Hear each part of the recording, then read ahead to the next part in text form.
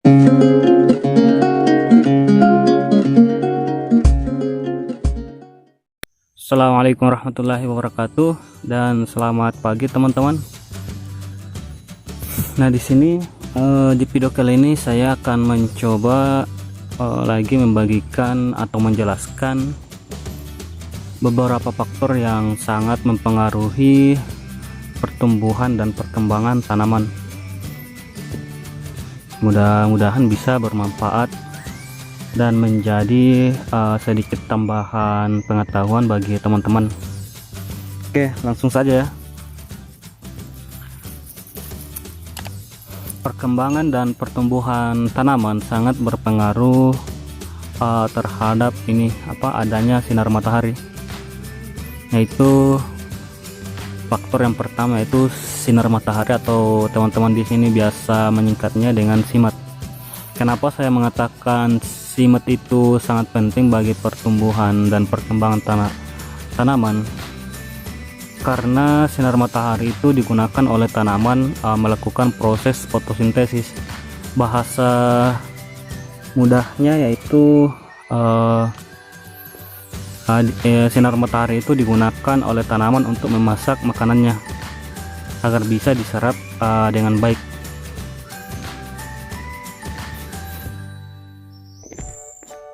Makanya biasa ada tanaman yang pertumbuhannya itu lambat ketika berada di tempat yang kurang terkena sinar matahari, atau biasa juga benih yang baru tumbuh biasanya berpenampakan atau kelihatan seperti kayak tinggi kurus begitu. Itu biasanya karena kekurangan sinar matahari. Makanya usahakan ketika teman-teman menanam suatu tanaman, usahakan perhatikan sinar matahari yang terkena langsung ke tanaman teman-teman. Tapi teman-teman juga harus memperhatikan beberapa tanaman yang sangat sensitif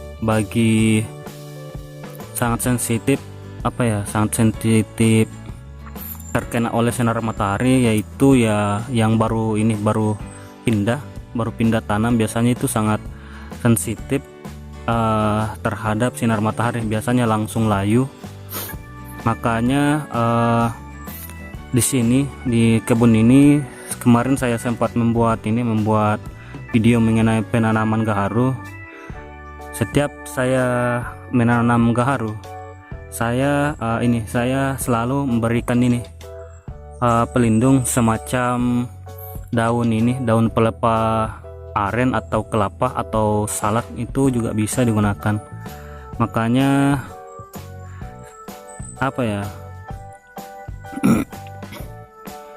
maka dari itu kegunaan dari pelepah aren dan kelapa aren dan salak itu bisa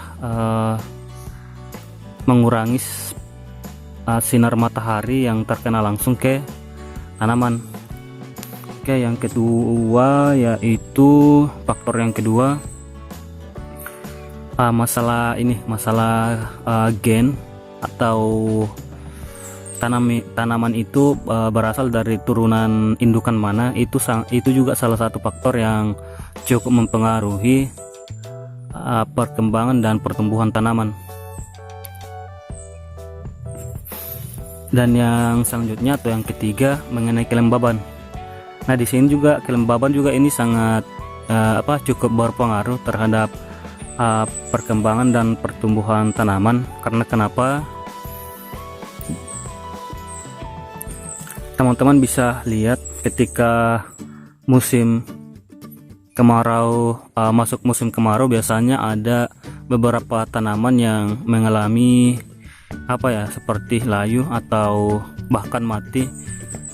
Nah, di situ juga sangat kelembaban itu sangat berpengaruh untuk perkembangan dan pertumbuhan tanaman teman-teman untuk lebih baik lagi. Tapi itu sebenarnya bisa diatasi dengan melakukan penyiraman, tapi itu apa ya, sangat membutuhkan waktu dan tenaga yang lebih. Nah, di sini kemarin juga saya sempat membuat video yang manfaat batang pisang bagi tanaman. Itu salah satu solusi yang bisa atau biasa saya manfaatkan ketika masuk musim kemarau. Karena kenapa? Batang pisang itu bisa menjaga kelembaban tanah di bawah pohon tanaman, teman-teman. Kalau teman-teman bisa kalau teman-teman biasa menebang pohon pisang, usahakan dipotong-potong kecil-kecil dan diletakkan di bawah pohon tanaman, teman-teman.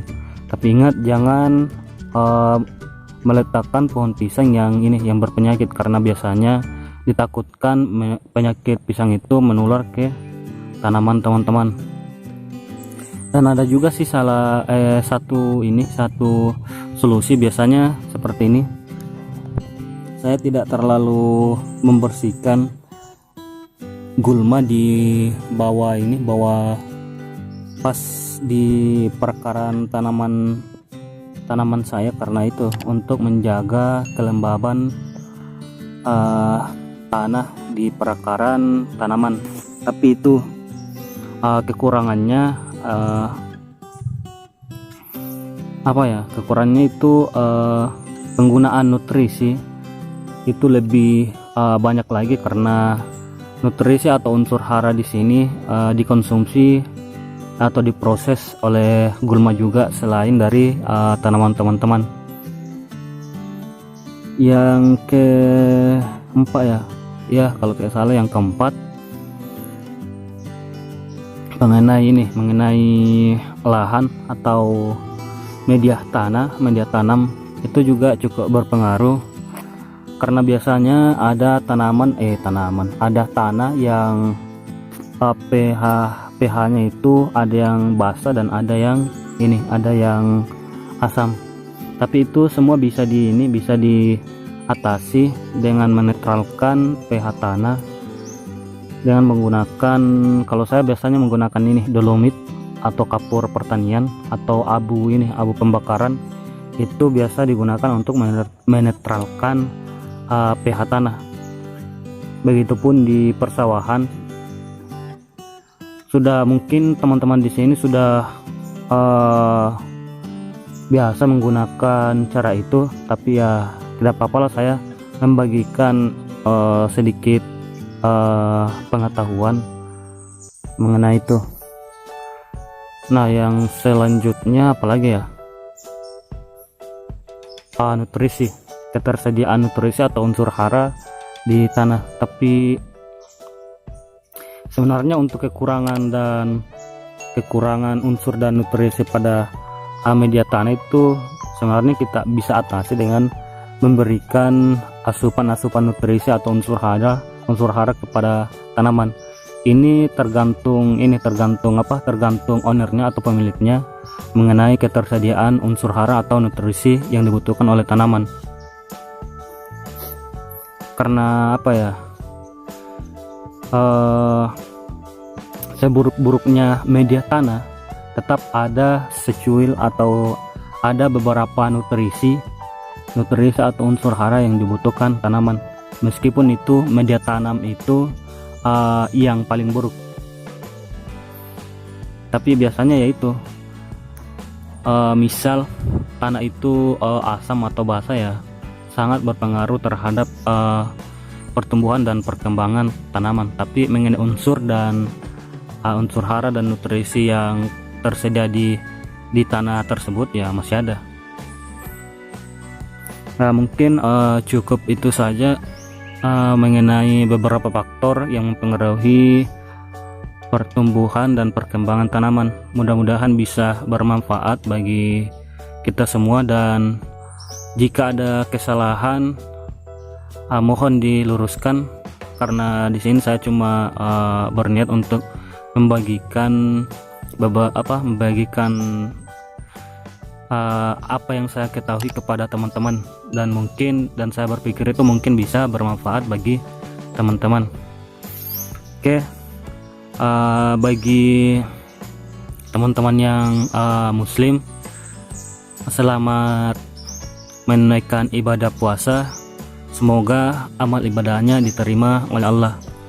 Dan seperti video-video yang kemarin, tetap jaga jarak, jaga kesehatan, dan jaga kebersihan agar kita bisa terhindar dari wabah yang terjadi sekarang ini.